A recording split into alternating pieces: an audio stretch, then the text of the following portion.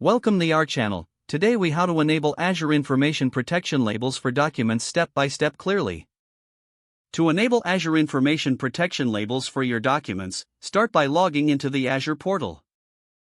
Once logged in, navigate to the Azure Active Directory section on the left sidebar.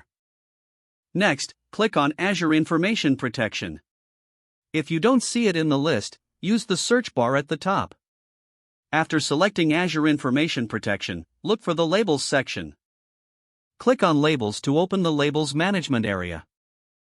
Here, you will see any existing labels and have the option to create new ones.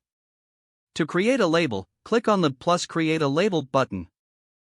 Fill out the required fields, including the label name and description. Choose the protection settings that apply to this label. You may want to specify permissions, such as who can access or modify content with this label applied. Once the settings are configured, save the new label. Next, you need to publish the label.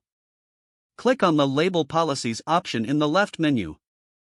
Select the plus Create a Policy button to start a new policy. Give your policy a name and description to clarify its purpose. Now, select the labels you want to include in this policy. You can choose to publish all labels or only specific ones. After selecting the desired labels, configure the policy settings. Decide if you want to apply the label automatically or allow users to select it manually. Once everything is set up, review your policy settings for accuracy. Finally, click on the Create button to publish the policy. It may take some time for the settings to propagate, so be patient.